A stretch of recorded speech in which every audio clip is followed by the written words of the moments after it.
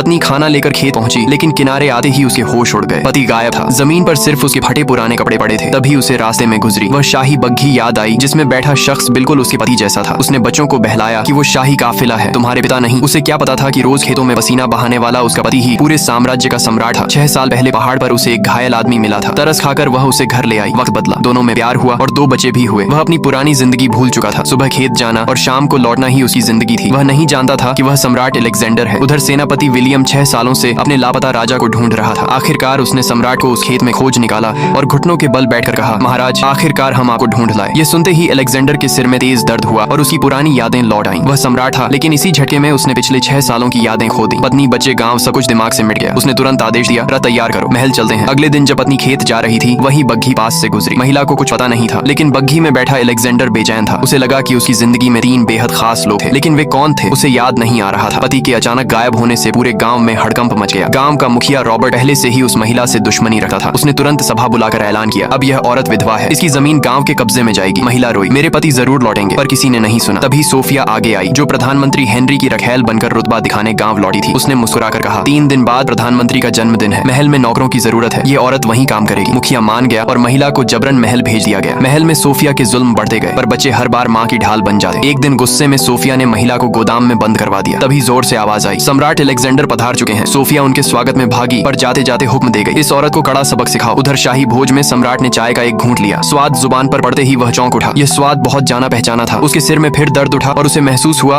कि वह किसी बेहद जरूरी इंसान को भूल रहा है। गोदाम में महिला पर जुल्म हुआ तो उसने आखिरी ताकत से बच्चों को बाहर धकेला। भागो, मदद मांगो। बच्चे दौड़ते हुए सीधे भरे दरबार में पहुंच गए। सैकड़ों लोगों के सामने घुटनों के बल बैठकर वे रोए, महाराज हमारी माँ को बचा लीजिए। लेकिन जैसे ही उन्होंने सिंहासन की तरफ देखा, उनके पैरों तले जमीन खिसक गई, क्योंकि साम्राज्य का सबसे शक्तिशाली इंसान वही सम्राट अलेक्जेंडर उनका अपना पिता था। क्या सम्राट अपने ही बच्चों को पहचान पाएगा? क्या उस बेबस माँ को इंसाफ मिलेगा या सोफिया की साजिश कामयाब होगी? कहानी का अगला पार्ट देखने के लिए अभी सब्सक्राइब और फॉलो करें और कमेंट में पार्ट 2 जरूर लिखें।